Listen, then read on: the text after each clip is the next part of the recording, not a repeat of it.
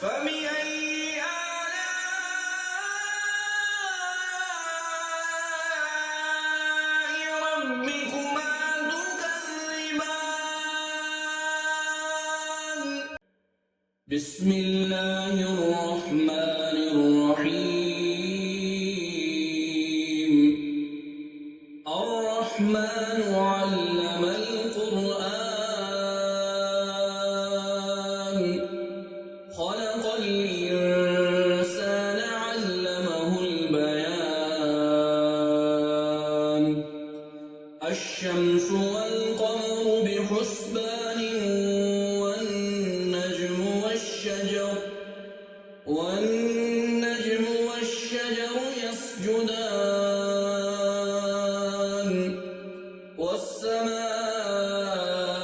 رفعها ووضع الميزان ألا تطغوا في الميزان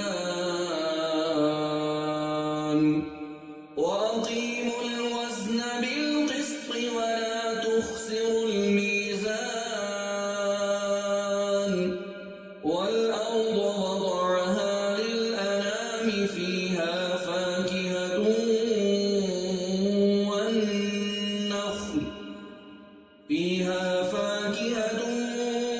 والنخل ذات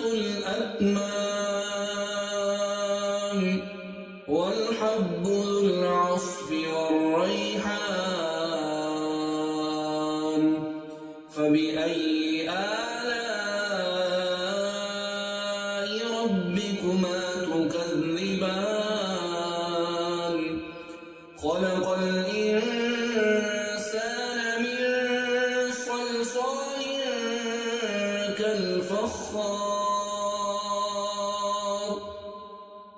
وخلق الجان من مارج من نار فبأي آلاء ربكما تكذبان رب المشرقين ورب المغربين فبأي آلاء ربكما تكذبان مرج البحرين يلتقيان بينهما برزخ لا يبغيان فبأي آلاء ربكما تكذبان يخرج منهما اللؤلؤ والمرجان فبأي آلاء ربكما تكذبان وله الجوار المنشآت في البحر كالأعلام فبأي آلاء ربكما تكذبان كل من عليها فان ويبقى وجه ربك ذي الجلال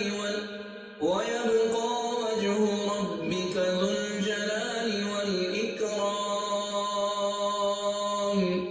فبأي آلاء ربكما تكذبان يسأله من في السماوات والأرض كل يوم هو في شأن فبأي آلاء ربكما تكذبان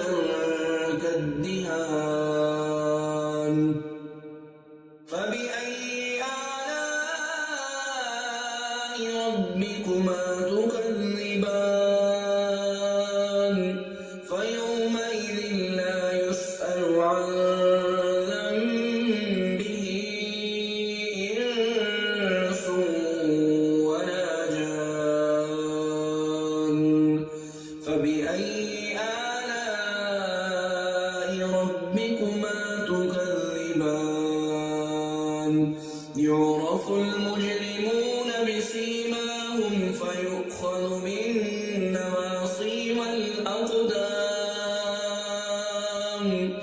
فبأي آلاء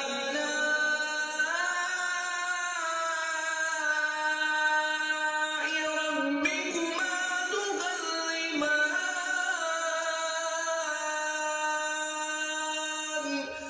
هذه جهنم التي يكذب بها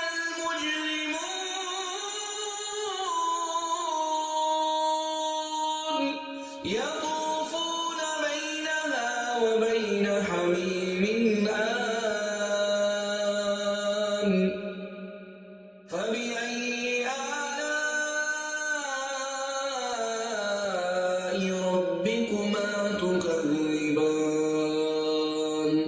ولمن خاف مقام ربه جنتان فبأي آلاء ربكما تكذبان ذواتا أفنان فبأي آلاء ربكما تكذبان فيهما عينان تجريان فبأي آلاء ربكما تكذبان فيهما من كل فاكهة زوجان فبأي آلاء ربكما تكذبان متكئين على فرش بطائنها من استبرق وجنى الجنتين دان فبأي آلاء ربكما تكذبان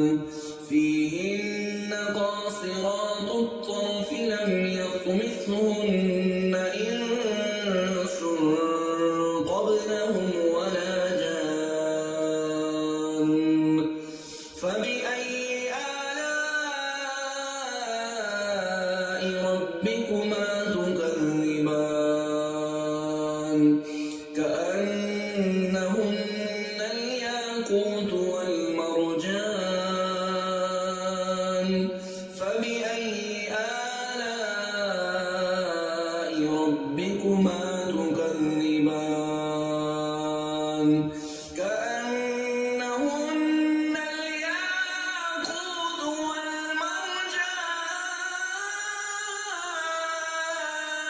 والمرجان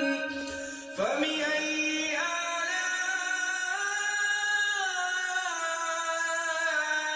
آلاء ربكما تكذبان هل جزاء الإحسان إلا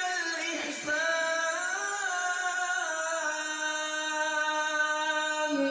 فبأي آلاء ربكما تكذبان ومن دونهما جنتان فبأي آلاء ربكما تكذبان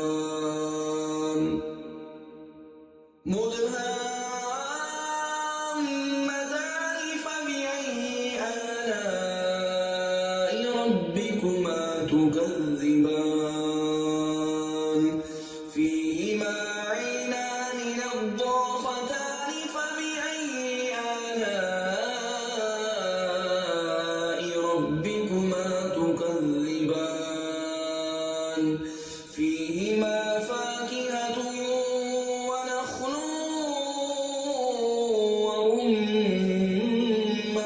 ورمان فبأي آلاء ربكما تكذبان فيهن خيرات حسان فبأي آلاء